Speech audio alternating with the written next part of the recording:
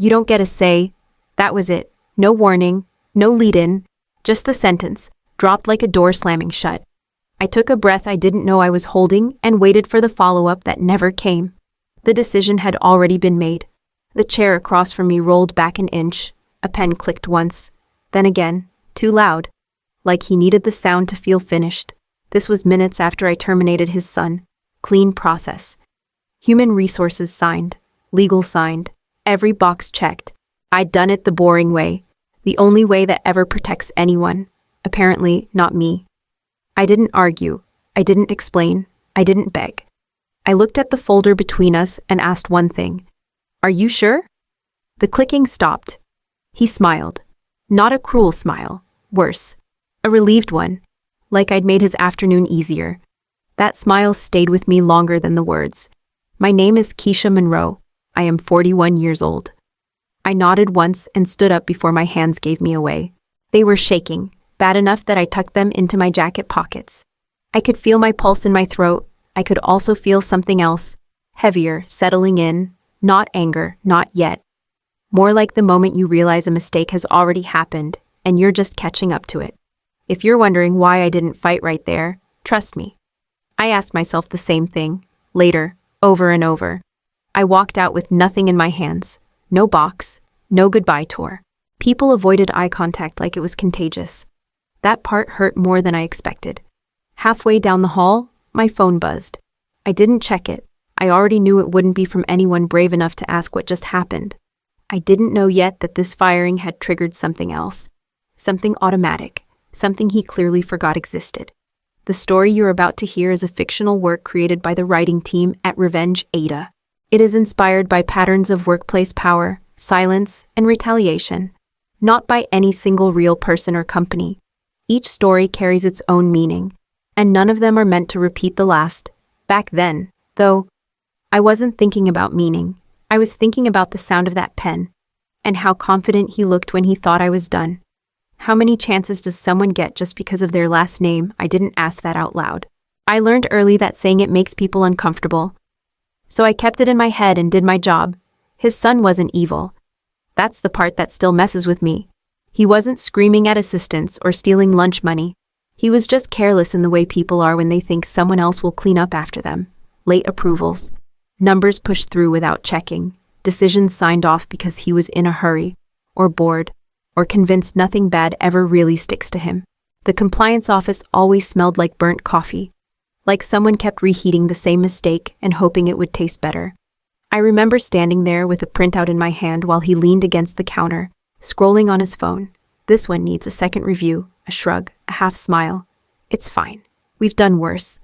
That was warning number 1. After that came the emails, short, direct, time-stamped. I stopped softening the language when he stopped pretending to read it. Human resources wanted me to coach him, said it gently, like a favor. Legal wanted patience, said it carefully, like a threat. Everyone agreed there was a problem. No one wanted to touch it. I sat across from him a week later with the file open between us. He didn't sit down, didn't even look at the pages. You're blowing this out of proportion. The words landed heavier than he expected. He must have seen it on my face because his tone shifted, just a little. My dad trusts me. That was the moment. Not dramatic, not loud, just clear. I signed the paperwork myself. No delegation, no committee, my name at the bottom. Ink still drying when I slid it across the table. He laughed at first, then he stopped. I knew right then I had crossed a line. Not professionally, personally.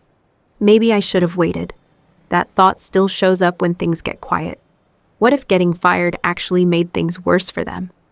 I was home with my shoes still on, jacket half off, phone buzzing like it had something urgent to say, but no idea how to say it. The subject line didn't try to soften anything. Compliance notification, no greeting, no apology, just a block of language that sounded like it had never met a human being. My termination had triggered a mandatory board notice. Automatic, not optional, not political. Required. I scrolled, slower this time. Reporting authority Keisha Monroe. I read it again, then a third time. Because that part didn't line up with how the last hour had gone. The fridge hummed too loud. I leaned my forehead against the cabinet and let it hum.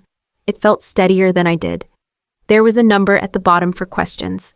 I didn't call it. I knew what would happen. Someone polite would explain the policy. Someone careful would say the words standard procedure.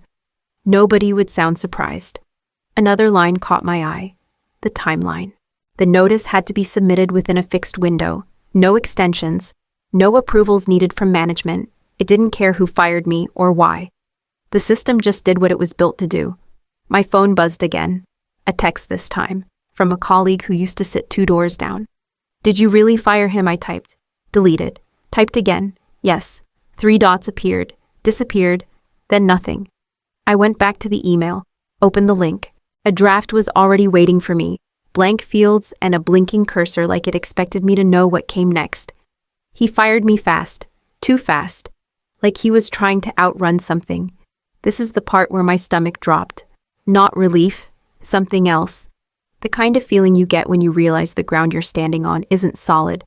But it isn't gone either.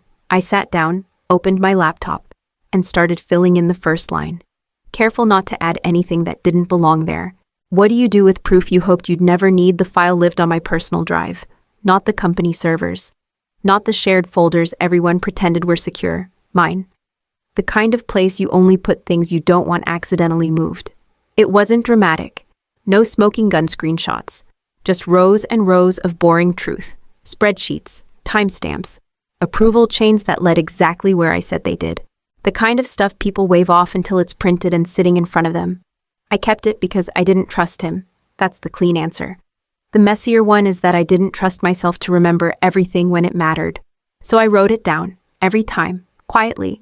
I added one last page, a summary, short, clean, no adjectives, no anger, no in my opinion. Just dates, actions, outcomes. The words felt heavy even when they were plain. A message popped up on my phone while I was typing. Unknown number, you don't have to do this. I stared at it, didn't ask who it was, didn't reply. The cursor blinked like it was getting impatient.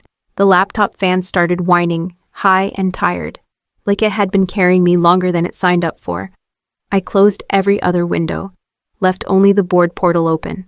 The upload button sat there, too calm for what it was about to do. I swear, my finger hovered over submit longer than it should have. Another message came through. This won't end the way you think.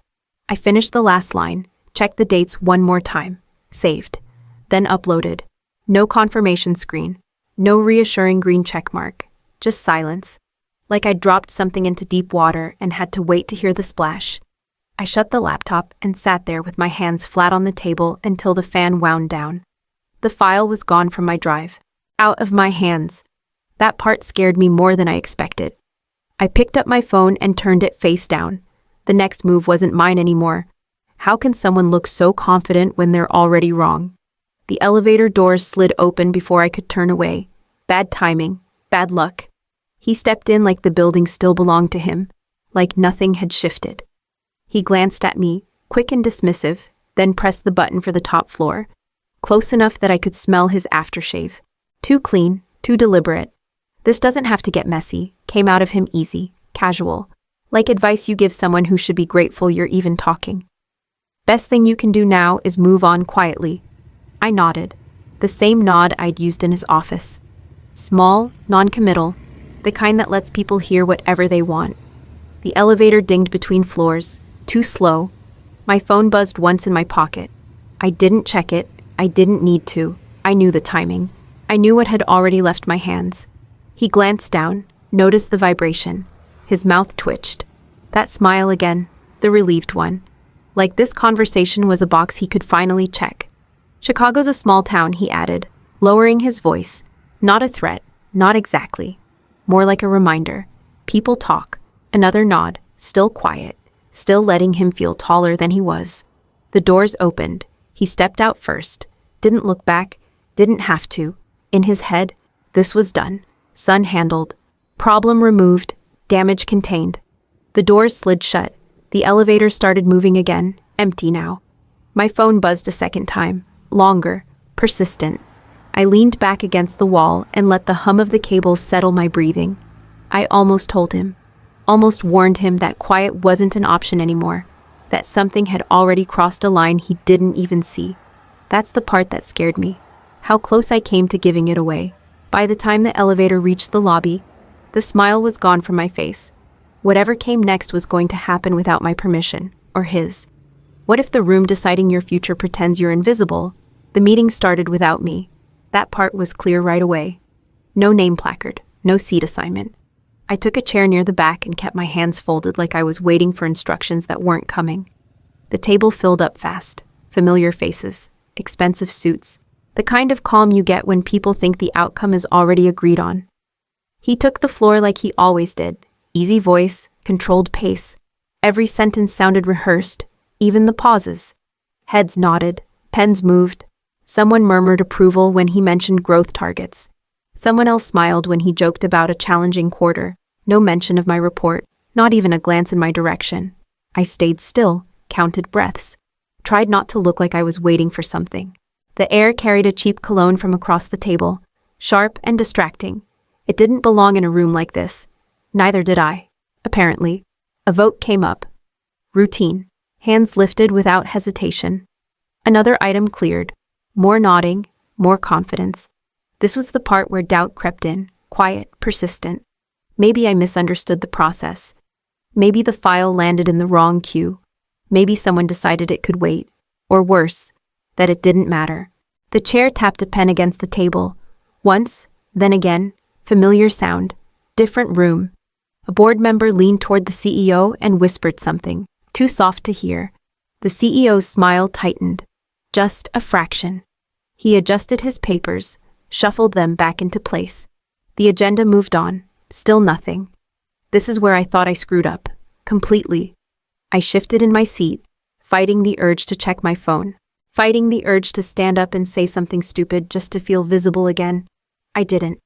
I kept my eyes on the table and let the moment stretch. The chair cleared his throat, not loud, not dramatic, just enough to cut through the room. We'll pause here, he said, looking down at his notes. There's an item that needs to be addressed before we proceed. Every head turned toward him, including mine. The CEO didn't look at me. He didn't have to. The air had already changed. What happens when the truth shows up before you can spin it? The chair didn't raise his voice. He didn't need to. Item 3, termination triggered compliance report. That was all. The CEO's hand stopped mid-page, just for a second. Enough to notice, enough to matter. He looked down at his notes like they might rearrange themselves if he stared long enough. A binder slid across the table. Slow, deliberate. The sound of paper on wood carried farther than it should have. One of the board members adjusted her glasses and spoke without looking up. Dates first, then times, then the approvals. Each one read clean, like a list that had already decided where it was going. Another voice followed. Different accent, same direction. A name came up, his son's. The chair waited, let the pause stretch until it got uncomfortable. The son leaned forward, too fast, cleared his throat. Words came out in the wrong order. A justification landed before the explanation. That was new. He tried again, slower this time, but the confidence wasn't there anymore. A finger tapped the page. Once. This entry. The chair said, flat. You approved it after the warning was logged. The son nodded, then shook his head, then nodded again. The room stayed quiet. No one jumped in to rescue him. No one softened the moment. Another sheet moved. Another date. Another name. The CEO finally spoke. Calm, controlled. Too late. This is being taken out of context. Nobody answered right away. The binder slid again. Another member leaned back in his chair, arms crossed, eyes fixed on the paper instead of the people. Silence filled the space where an argument should have been. I sat still, hands in my lap, felt the cold settle in my chest, heavy and steady. Not relief, not satisfaction, just distance. I didn't feel proud. I felt cold. The chair closed the binder and rested his hand on top of it, like that settled something. We'll need to address this before moving forward, he said. No one objected. Across the table, the CEO's jaw tightened. He didn't look at me. He didn't look at his son. He stared at the binder like it had betrayed him. The meeting didn't move on. It couldn't. How do you fight back when facts don't raise their voice? He tried to take control the only way he had left. By shrinking me. This is personal, he said, leaning back like he'd just solved it. She's upset. She's been emotional since the termination. A few heads turned, not toward me, toward the chair. I didn't move. I didn't explain. I let the room sit with that word for a beat longer than it deserved. Another board member flipped a page. Slow. Careful. The sound landed between us like a line you don't cross back over. He pushed again. This is retaliation. She's framing a narrative. The chair didn't look at him. He looked at the binder, fingers resting on the edge like it might bite. I spoke once. That was it. This is documented. No heat, no apology. Just the sentence. The room shifted. You could feel it, not dramatic, subtle. A couple of people stopped writing. Someone else leaned back, arms crossed, eyes no longer friendly. The vote came without speeches. Names called, hands raised, not unanimous. Enough. Effective immediately, the chair said, voice steady. Operational authority is suspended pending review. The scrape of his chair cut across the room as he stood too fast. Wood on floor. Sharp. He opened his mouth, closed it, then sat back down like he'd remembered where he was. The chair didn't invite him to continue. He didn't need to. Meeting adjourned. People gathered papers. Quiet conversations started in the corners. No one looked at him. No one looked at me either. That felt right. I stayed seated until the room thinned. Let the noise pass around me instead of through me. My hands were steady now. That surprised me. That was the moment I realized he couldn't fix this. Not with words, not with pressure, not with time. I stood, picked up my notebook, and walked out without waiting for permission. What does winning look like when nobody celebrates? The email about his son came first. Short, clinical, terminated effective immediately. No severance, no appeal window. Final. I read it twice and felt nothing. That bothered me more than it should have. The next message followed an hour later. The CEO's operational authority suspended. Temporary on paper, permanent in practice. The investigation opened quietly, like they were afraid of making noise around it. Names assigned. Deadline set. No commentary. Human Resources reached out before lunch. A call I almost didn't take. We can reinstate you, she said. Voice careful, like she was stepping around broken glass. Same title, expanded scope. We'll make it right. I stared at the wall while she talked. Let her fill the space. Promises came easy now.